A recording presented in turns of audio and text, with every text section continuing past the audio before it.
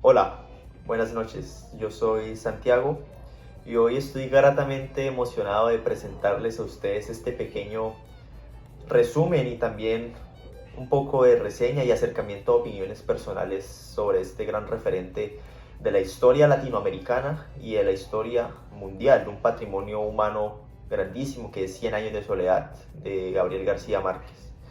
Este libro, confieso que es uno de los que más me ha emocionado, no solamente por las condenas que se reflejan en esto, los tipos de aberraciones que se dan, sino también esta invitación entre líneas a rebelarnos en contra de ellas mismas.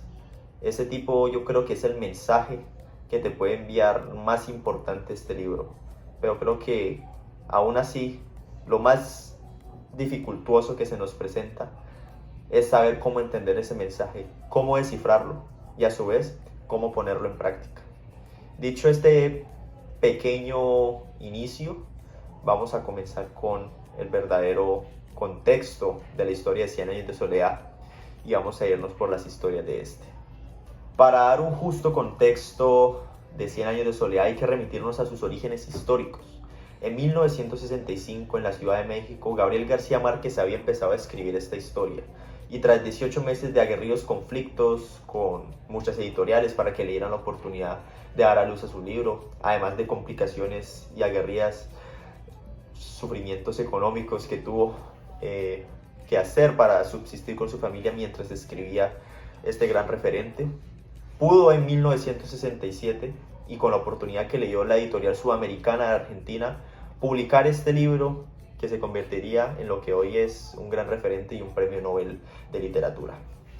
Algo y muy curioso que se tiene que presentar para con este libro es que en el momento en que Gabriel García Márquez terminó de escribirlo y lo tuvo que enviar a Argentina desde la Ciudad de México, él tuvo que pagar el costo del envío desde el correo. Y la verdad en ese momento se pagaba era por el peso del libro o del producto. Por ende, él hace una apología a la carnicería. Tuvo que partir el libro a la mitad porque no podía costear el costo del envío.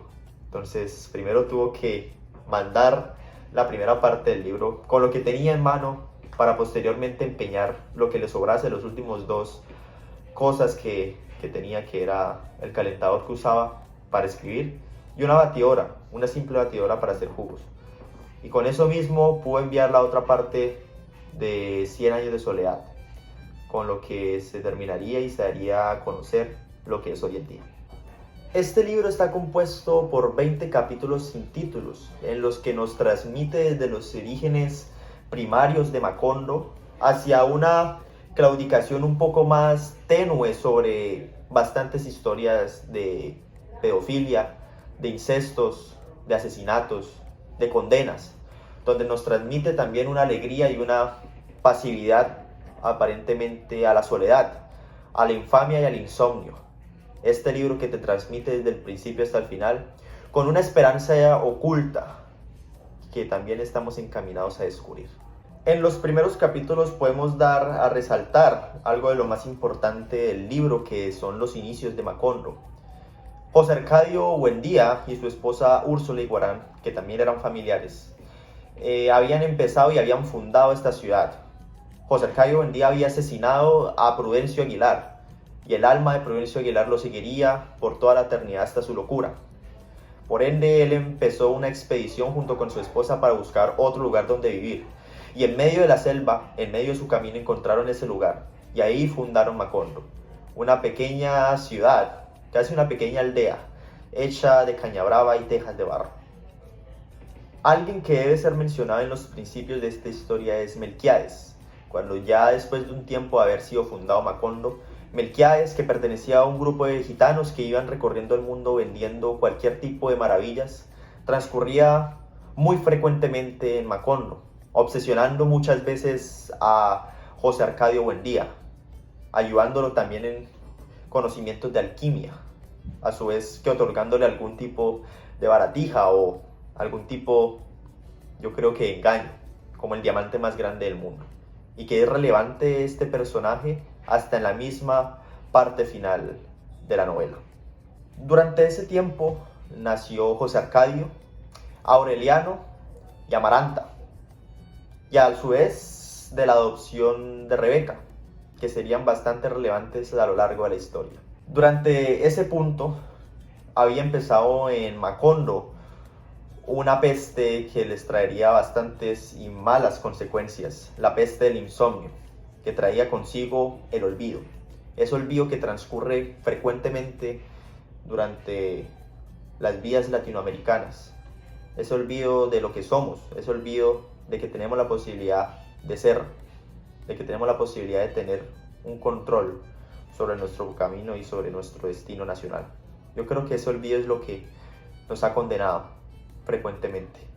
Posteriormente lo cura Melquiades con uno de sus menjurjes a todas las personas que padecían el síndrome y la peste del insomnio y por ende el olvido. José Arcadio Buendía, atormentado por el alma en pena de Prudencio Aguilar, lo condujo a la locura, donde fue amarrado por sus familiares a un árbol hasta esperar su lecho de muerte. Lo que podemos notar de este primer capítulo es la tristeza infinita y el olvido común, esa tristeza en la que claudican los pueblos, en donde las penas priman y enarbolan siempre un insomnio, donde el opio de la locura es el olvido. Siguiendo al segundo capítulo podemos destacar el nacimiento del carácter subversivo de Aureliano Buendía, que posteriormente se haría llamar el coronel Aureliano Buendía. A su vez, de una tipo de revolución o alma revolucionaria en contra del gobierno tiránico de los conservadores. A su vez, el coronel Aureliano Buendía pondría una cruz sobre Macondo al designar a su sobrino Arcadio como protector del pueblo, que posteriormente se convertiría en un bribón y en un tráfuga para este mismo. Mientras el coronel Aureliano Buendía desataba 32 guerras que perdería todas, notó la ingratitud de la guerra y firmó la paz, donde se redimió a la melancolía y a la tristeza de la monotonía en Macondo. Tiempo después, tras la impulsión del tren a Macondo, el pueblo se atiborraría de extranjeros, inclusive un grupo llamado la Compañía Bananera, que se dedicaba a explotar para posteriormente matar a los sindicalistas y trabajadores que tenían en Macondo, que los obligaban a trabajar para ellos. Esos que después harían confundir a más de uno e inclusive al mismo Aureliano sobre el desarrollo de su muerte, y lo convertiría a Macondo en una ciudad de paralelismos, una ciudad de espejismos.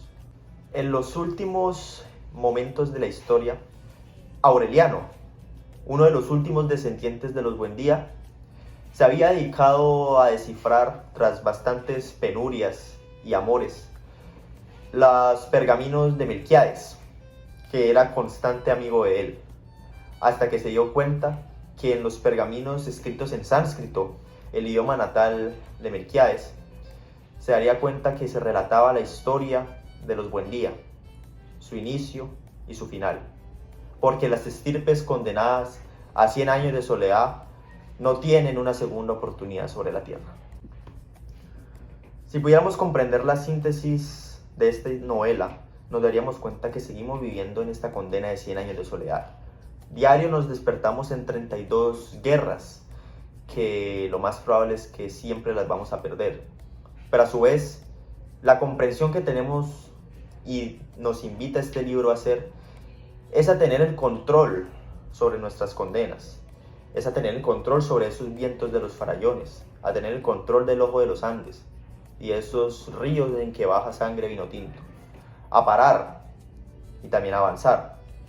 Ese control y esas condenas que nos han remitido siempre al odio, que nos han remitido siempre a los extremos, al mal, donde no podemos ver a las otras personas, a los otros hijos de Latinoamérica como la par, donde no respeta la dignidad humana, donde cualquier tipo de adefesio y cualquier degradación social es aceptada, porque estamos dentro de un olvido, dentro de un insomnio. Entonces, la invitación que tiene este libro es a que escapemos de esa condena, a que escapemos siempre de esas estirpes de mal, de esas estirpes en las que descendieron los dolores latinoamericanos, los dolores del sur, para que siempre y siempre podamos escapar de la condena de 100 años de soledad.